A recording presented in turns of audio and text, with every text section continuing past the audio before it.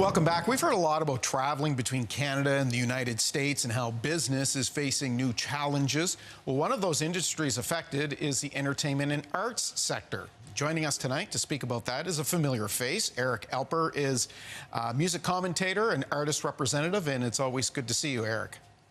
Good to see you too, Todd. Thanks for having me. Musicians are also small business owners, CEOs of a small business of whatever the name of their band is or act is called. That means needing to sell and perform in the U.S. when you have a small market like Canada. How has the current climate with the States changed how Canadian artists do business there, or has it? Yeah, it's everything.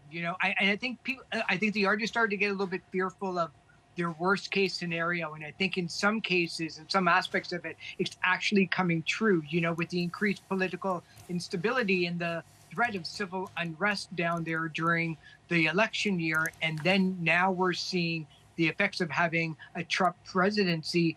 Not only is it tougher as usual for Canadian artists to break through into America, but now it's even doubly tough because some of the musicians are fearful of getting stopped at the border and having the border guards go through their phones or social media.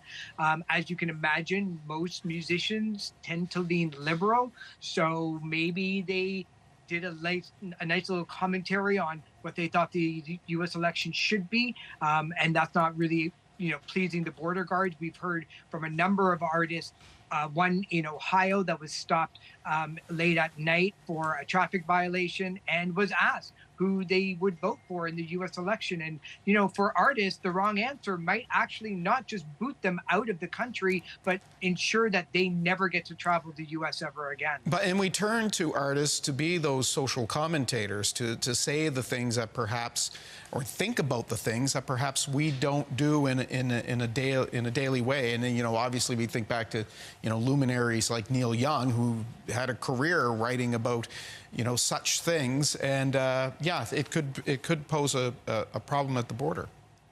Yeah, absolutely. We've always looked to musicians to be truth tellers and truth seekers and to tell us what is really going on behind the scenes, in politics and sociology, in the economy. Just their worldview is super important to not only people like me, but music fans around the world who follow not only the songwriting aspect of a musician, but their worldview on things. And now they're totally in fear. They don't want to speak up against what's going on politically or anything that's going on in the U.S.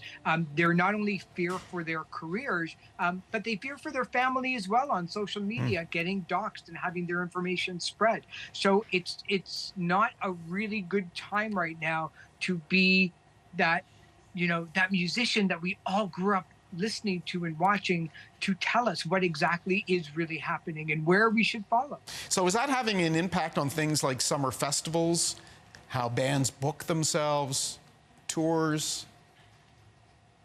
Yeah, what I've seen in the last number of months is the sheer amount of Canadian artists that are staying here at home in Canada to play those summer festivals, giving up that lucrative U.S. market. Not all of them, but a good majority have. And in fact, there are a number of music festivals that have gone all Canadian, including a festival just outside of Kingston, Ontario called Lion Spike. They purposely had nothing but Canadian artists in order to give back not only to the music community, but allow the Canadian music fans to go see artists that they would normally not get a chance to see in the spring and summer and fall because they were too busy touring, the big cities like New York or LA or in the middle of America. So absolutely, we're seeing a lot of artists give up that lucrative US market and maybe to stay here at home. And that's going to be really interesting to see because look, as well as I do that, we are 4% of the world market here in Canada when it comes to music. That's a big chunk of income that could potentially be taken away. We talk about a glass ceiling that this country has with only 32, 34 million people as opposed to 350 million people in the US. We're going to have to figure out, and we're going to have to figure out really quickly how to help support these artists that decide to stay at home and have a career because they might not be able to rely on the support of the American public and the American market anymore. Eric, venues anywhere, be it Canada or the U.S., tend to book quite a far, distance ahead. Have you heard anything about bands running into difficulties in dealing with venues? Yeah, not necessarily with venues, but I Yeah. will tell you that a lot of artists have hit a lot of walls when it comes to getting the visas in order to cross the border into America. It's not just essentially, showing your passport and then you're easily through.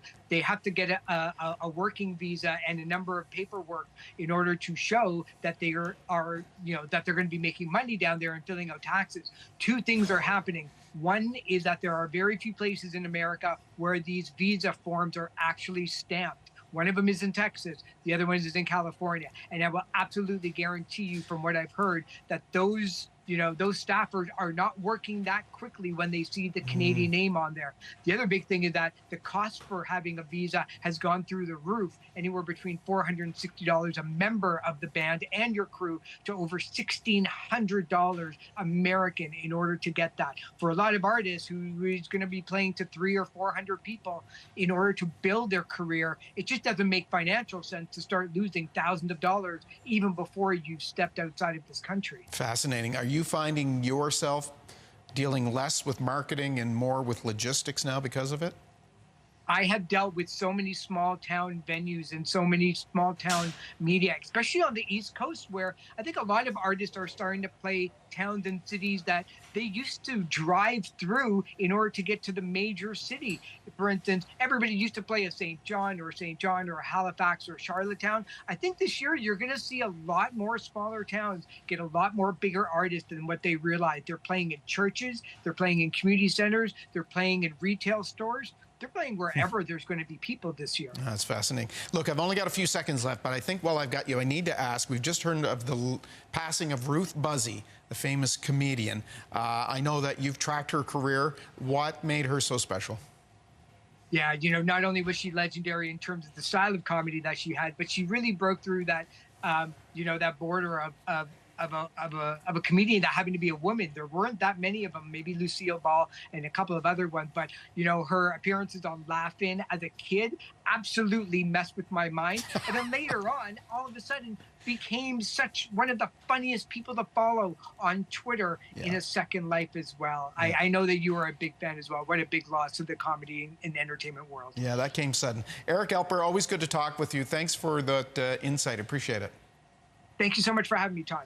We'll take a break. We'll be back with much more of your Friday newscast.